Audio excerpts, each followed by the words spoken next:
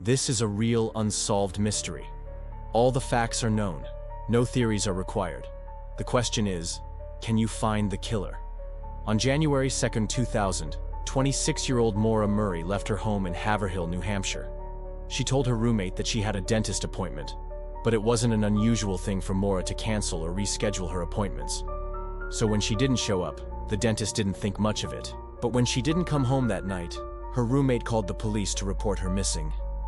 Before we check out some more pictures of Maura, let's talk about the last sighting of Maura, because it's going to be important as we move forward. According to witnesses, Maura left her home around 7 a.m. and drove to her dentist appointment in Conway, New Hampshire, about 45 minutes away. She had a 9 a.m. appointment, but she never made it.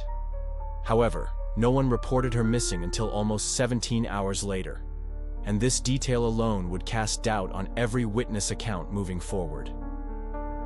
Did Maura really go to her dentist appointment? If she did, why didn't anyone report her missing right away? After speaking to Maura's roommate and friends, police learned that Maura had been drinking heavily in the days leading up to her disappearance. This led them to believe that maybe she had gone out for drinks, got extremely drunk, and couldn't remember where she was. But there was another detail that they didn't know about. According to one of Maura's friends, she had been arguing with her boyfriend and her sister over the phone before she disappeared. Her sister said that they argued about money, and her boyfriend said that they argued about trust issues. By now, police were beginning to believe that Maura might have run away from home, but that didn't explain why her car was still parked outside her apartment building.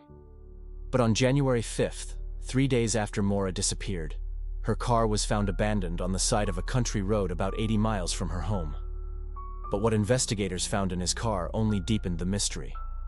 First of all, the car was locked, and Maura's purse and cell phone were inside. But perhaps most disturbing was the fact that her dog, a Boston Terrier named Bentley, was also in the car, and he was alive.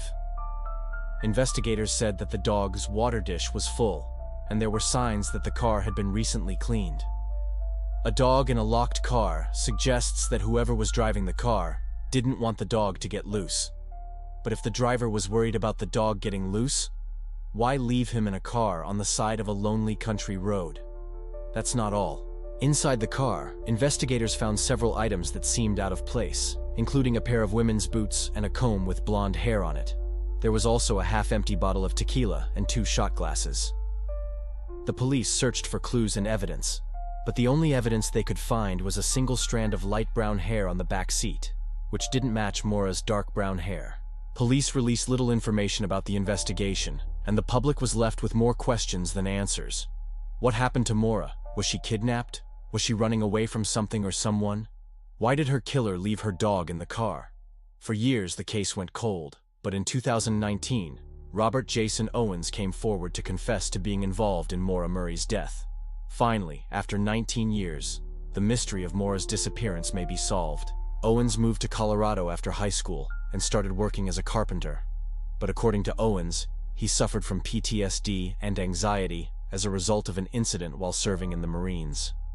In the years following his confession, new details emerged, casting doubt on Owens' story.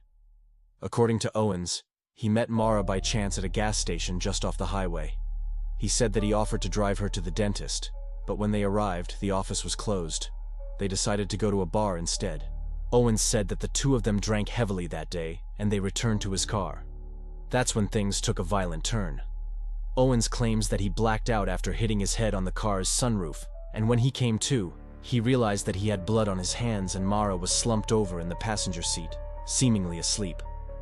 He said that he panicked, and instead of calling for help, he drove to a remote area and buried her body.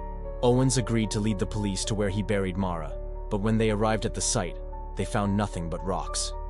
Owens then changed his story, saying that Maura was still in his car. When the police searched the vehicle again, they found human blood and forensic experts confirmed that it matched Maura's DNA. But even this piece of evidence doesn't make sense. If Maura was dead, why would Owens leave her body in his car for weeks? It was obvious that the car had been cleaned. The dog wouldn't have survived without food and water, and the tequila and shot glasses suggest that Owens had been drinking in the car. How long was he driving around with a dead body in the passenger seat? And if he intended to bury her, why did he leave her there? So if the body was in the car, where was it? Where was the rest of the evidence? Owens insisted that he acted alone, but police weren't buying it. After 19 years, the case was finally getting some much-needed attention. But Owens's conflicting stories only made things more confusing. According to Owens, he was alone with Maura after 9 a.m. on January the 2nd. But a witness placed her at a restaurant in North Conway around 11:30 a.m. that same day.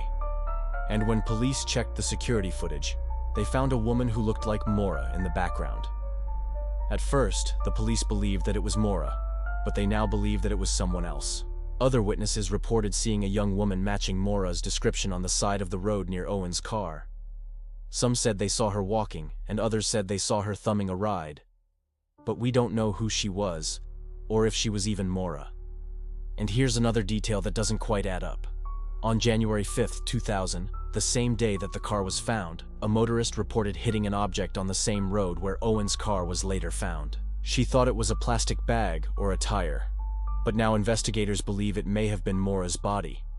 Could the reason so little evidence was found be because her body was run over and partially decomposed?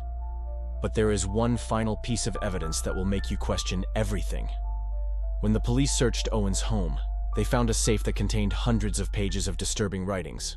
According to Owens, the writings were part of a fantasy world that he created, and they had nothing to do with Maura. But Detective John Gill said that the journal entries were, quote, chillingly consistent with what Owens told them about the crime. The detective said that the level of detail was, quote, startling. Still, despite the evidence, Owens refused to admit that he killed Maura.